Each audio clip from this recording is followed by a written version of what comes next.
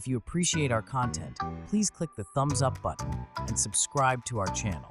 That will really help us to reach more people. Thank you. Thank you. Beautiful song. Love can show the way. And that's really what our core values are all about. Love showing the way. This is the lesson of this series that I've been waiting for because I do love our core values. I mean, think about them.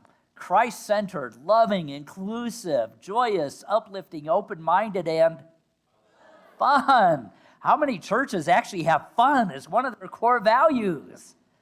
We're going to talk about that in a few minutes. This has been a 3-week series, and 2 weeks ago we explored our mission statement. We inspire spiritual growth through honoring many paths: education, prayer, sacred service, and abundant living. And then last week, we took a deeper dive into our vision statement. Centered in love, we see our harmonious world of divine expression. And this Sunday, we conclude this series by exploring our core values. One of the things we know is that throughout history, throughout this glorious tapestry that we call humanity, there exists a deep longing for connection, a desire to belong, and a seeking of spiritual fulfillment. Every human being in every condition, whether consciously or unconsciously, has those 3 things going on within them: a longing for connection, a wanting to belong, and a desire for spiritual fulfillment. And within Unity, we provide a place where this can happen. We provide a place where we can be, all of us, on a spiritual journey that intertwines the sacred and the communal, that is rooted in Christ-centered values of love, inclusivity, joy, upliftment, open-mindedness, and, as I said, many churches don't have fun as part of their core values, and we think of Jesus as being this very serious person. But he had fun. There are stories about him dancing in villages, and certainly about drinking wine. He knew how to make wine easier than I can. He knew how to have fun. I kind of think some of the things he did, like walking on water and stuff, was kind of for fun. Like, watch this, guys. Let's see how they react. And certainly he had a sense of humor. Although it's hard to pick up on that in the modern Bible, he did have a sense of humor. Like when he called Peter Satan. He said, "Satan, get thee behind me." That was kind of poking fun at Peter. He wasn't actually calling him Satan. It was, in fact, the Jewish people of that time didn't really believe in Satan. But it was kind of a tongue-in-cheek thing. "Oh, you devil, you get to the back of the line," is essentially what he was saying. So we incorporate all of that because those are basic human desires and needs. We recognize the Christ presence within each other. And we seek to express more of that consciousness in our daily lives. Charles Fillmore, the co-founder of Unity, wrote this: "The indwelling Christ is the true light which lighteth every man that cometh into the world." Charles liked to wax Shakespearean every now and then. But that's true. The indwelling Christ is the light which lights everyone who comes into this world. We have that in us. And for those of you who may not know yet when we say the Christ in Unity, we're not talking about the individual person, Jesus. He was a Christ. He modeled the Christ for us. He said, "You have this in you too. It's in all of us. It's like the spaghetti sauce. It's in there. Remember that?" We have it within us. So this recognition of the Christ within us, the Christ-centeredness, forms the foundation of our spiritual practice. Because seeing the divine in one another allows us to live from a place of deeper compassion, deeper understanding, and deeper grace. But how often do we really think about what it means to be Christ-centered? As we learned last week, we cannot see that in others if we cannot first see it in ourselves. So let's ask ourselves, what does it mean to me to be Christ-centered? Well, as I said, the Christ for us is that light of divinity, that spark of divinity, that little bit of God that is us. It's in every one of us. But how do we bring that out? Is it always easy? Oh my gosh, no. And maybe that's where we need to get honest and authentic with ourselves. So perhaps we should look at what it is not first. What does it look like not being Christ-centered?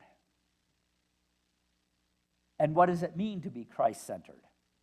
Well, as I said a minute ago, we have this idea that if we are Christ-centered, we're going to walk around like this. Everything is holy. Oh, look, unicorns, bunnies, rainbows. Oh, I see the Christ in you, even though you're pushing every button my human ego mind has. I wasn't looking at anybody in specific, just so you know. That's not what the Christ spirit, Christ-centeredness is. We're human beings. That is a part of us. You know, we have this thing that we say, well, we're spiritual beings having a human experience, as if those are two different things. Maybe it's time to come into oneness within ourselves and recognize that we are spiritual and human at the same time. I have moments, believe it or not, when I am not Christ-centered. It's confession time, folks. Once in a while, I cuss. Ask Novella. I don't think I ever cuss at people. I cuss at situations, and like when I'm trying to put some part in the car or something and it doesn't fit. I'm human. By the way, Jesus cussed too. There are references to that. He was human as well. He even said, I am the Son of Man, which was their way of saying, I'm like you. I'm a human being. I have this Christ within me, and I'm working to bring it out more and more. And certainly he was able to express that better than I can, at least at this point in my journey. But he was a human being. So part of being Christ-centered is recognizing that, yes, I am a spiritual being. Yes, I have all the attributes of the Christ within me, and I am at the same time human. I have an ego mind. Thank God, because I couldn't be human if I didn't have that. And of course, we want to be in that consciousness of Christ-centeredness more than we are in the human part of us. But both are vitally important in this experience. So what next?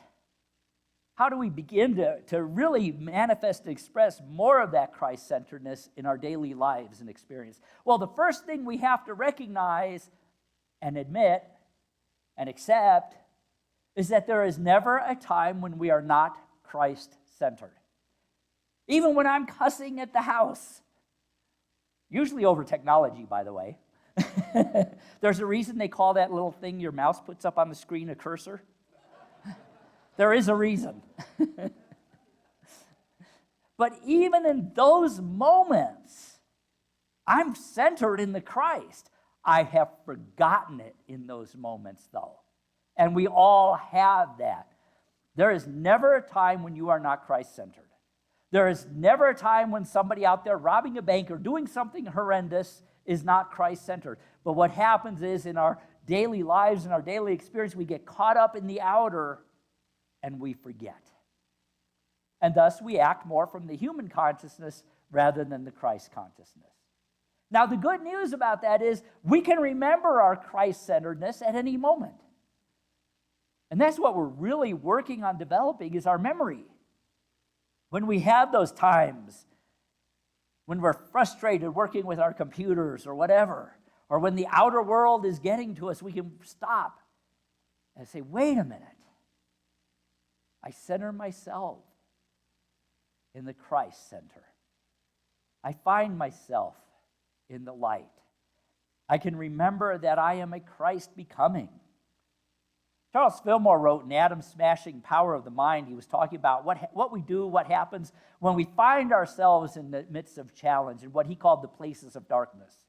He wrote, proclaim the presence and the power of the Christ. And that is our first mortal move in dissolving darkness. Our first mortal move in dissolving darkness. We want more light in the world. Guess what? It starts here. We have to take that first mortal step. What that means is we can change ourselves and thus the world by proclaiming the presence and power of the Christ consciousness. That's what Jesus was talking about when he said, if I am lifted up, I draw all others unto me. Now, first of all, he didn't say unto, but second of all, he wasn't talking about him, the ego personality. He was not saying put Jesus, me, the human, up on a pedestal and worship me. He was saying when the I am, the truth of who we are, because that's the words that they used for the truth of who we are, or the divine, I am, when that is lifted up in consciousness, it automatically affects everyone around us. When you have a rise in consciousness, I am lifted up. Anytime anybody does that, we affect the world around us, and we lift it up just a little bit higher.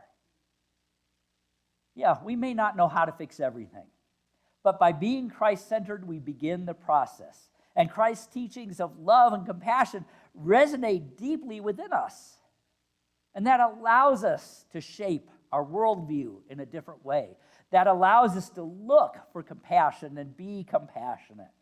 That allows us to recognize love as the cornerstone of our faith. The love that extends beyond sentimentality and actually is a transformative energy that heals, inspires, and unites. And that's what brings us to our next core value. The Christ-centered allows us to be loving and use that energy and express that energy in the world, which allows us to step into a consciousness of inclusivity. Unity has been about inclusivity for many, many, many decades. We practice it, and we practice it with the understanding that, as we say often in unity, God in unity, no one is left out. We're founded on the idea. Originally, it was just the idea that all spiritual paths lead to God, that there is wisdom that we can draw from every spiritual practice. That's why we have the symbols of the world's religions on our altar and on that flag right there. As Unity Minister Eric Butterworth wrote, God is not a being with parts. God is a circle whose center is everywhere and whose circumference is nowhere. Probably one of the most powerful things he ever wrote about God. So inclusivity invites us to see this omnipresent divinity that is in every human being and welcoming the diversity as a reflection of God in each and every human being. It goes deeper, though. It embraces different ideas about life, about love, about relationships, and yes, even about politics and economics. It allows us to see that there is value in all paths. You know, we have this weird need as human beings to always be right. Or am I the only one? I happen to be right about that, you know. Honestly, if we're really honest, there's a part of us that is like, we want to be right all the time. And we want the world to be the way we want it to be. If only everybody would think like I do. If only everybody would think like Unity thinks. What a beautiful world it would be. If only we were all identical and the same.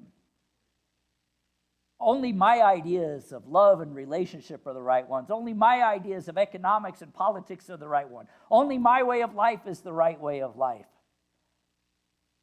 That's a very small box. And it doesn't allow for diversity. Diversity and new ideas and growth and evolution all require that we don't do everything the same, that we don't all look exactly the same, but that we recognize that there is a power and a greatness and unlimited opportunity in being diverse and inclusive. And so it stands as a pillar of our community, a testament to our belief in the inherent divinity, dignity, and worth of every human being. We embrace it in all its forms. We welcome individuals of varying backgrounds, beliefs, and life experiences. And in doing so, we honor the richness of the human experience. And we cultivate a space where all are valued and respected, and where we can learn from one another. You know how many teachers we have in this congregation? Very good. Who said that? Way to go, Janet. Yes. Yes. If you are a part of this in any way, shape, or form, you are one of the teachers. You know, and I spent evening meditating and chanting with Sikhs at our conference. And they call each other guru. And guru doesn't mean like you're up on a pedestal, you are the guru.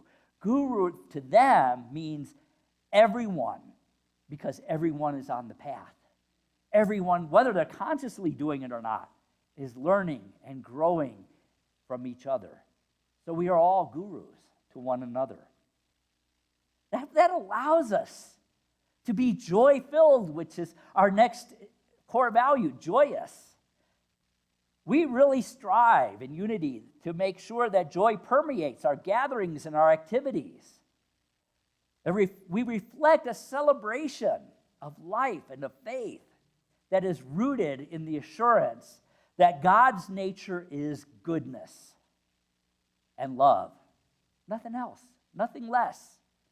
And so we find joy not only in the moments of triumph, but even in the times of challenge and growth. How many of you, when you are faced with a challenge, especially a serious challenge, feel joyful? Yeah, that's a tough one, isn't it? Well, let me give you some ideas that might help with that. First of all, understand something.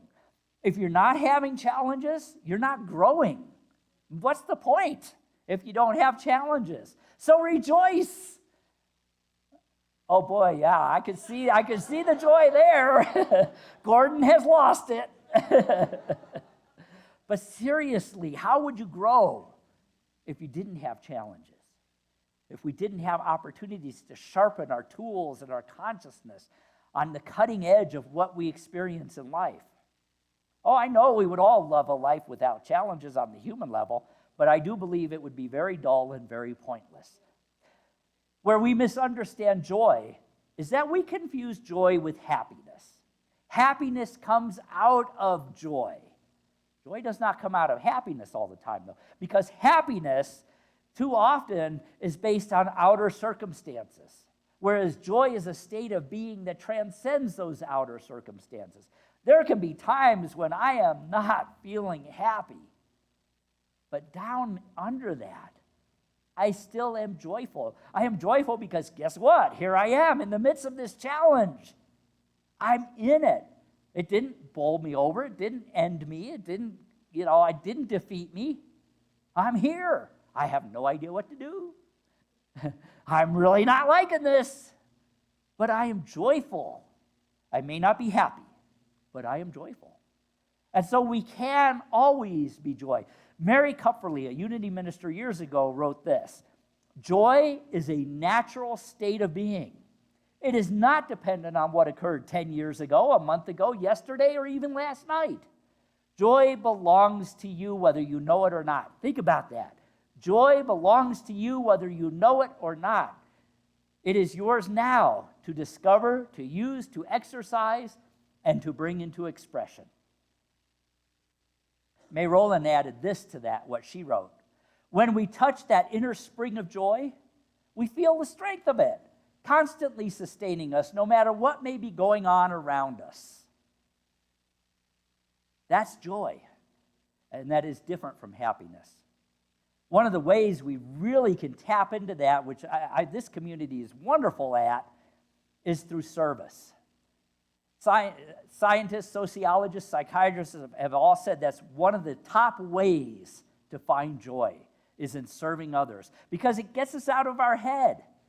It allows us to express our gifts, our love, our compassion.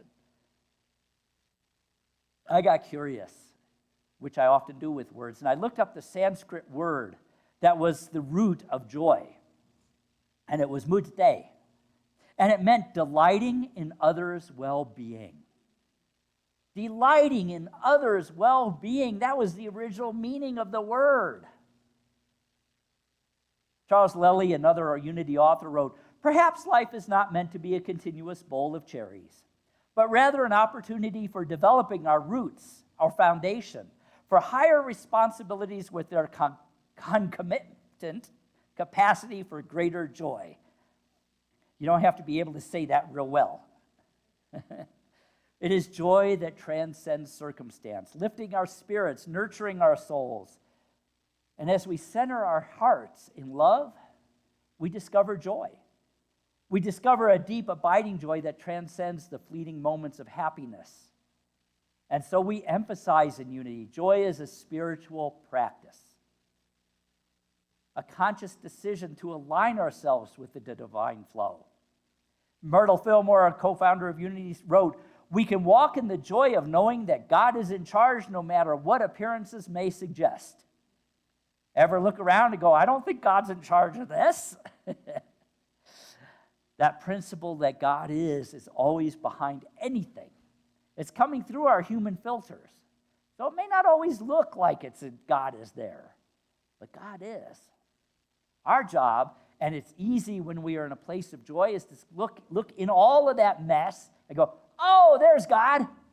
It's like the two little boys who were twin brothers. One was very optimistic and one was very pessimistic. Some of you know this story. And their father decided one year for their birthday, he wanted to see how they would react if he tried an experiment to see how their optimism and pessimism was. So he gave his pessimistic son, he gave him all these beautiful presents and toys and everything. And, the kid would unwrap one and go, "Oh, this will be broken in an hour." And, just, how it is with that consciousness. The other son, he put a big pile of manure in the backyard. And he looked out, and the optimistic son's digging through the manure. And he goes, "What are you doing?" He says, "With all this manure, there's got to be a pony in here somewhere." God is in charge no matter what appearances may suggest. And that's not dependent on outer circumstances. It arises from our connection to Spirit and our realization of the truth and the celebration of life itself. That's one thing I love about Unity. We don't just get through life, we celebrate it. The good times and, yes, even the challenging times, which allows us to be uplifted and to uplift our next core value. Don't you like the way I segue into it? Uplifting is a vital part of who we are, of what we do. We seek to uplift others. We also uplift ourselves, for we are all interconnected. We're all one. Again, going back to what Jesus said about lifting up. When we uplift ourselves, we lift up others. When others uplift themselves, we are uplifted. It aligns with the principle of divine supply and circulation, that what we give, we receive in return. We go out and give, "Oh, life is horrible. Why are you so happy?" That's what we're giving out. And guess what? That's what we'll get back in return. Ella Pomeroy, in her powerful work, The Power of the Soul, writes, "As we lift others up, we step into the flow of divine law, the law of circulation, where every act of love, every act of kindness, every act of service returns to us multiplied." It's not just about encouragement. It's about consciously choosing to see and call forth the highest in ourselves and in one another. It's a natural outgrowth of our commitment to spiritual growth. It allows us to be connected as a community, to be and form supportive relationships right here. We encourage one another to reach and aspire to our highest potential, whether it be through prayer, study, acts of service.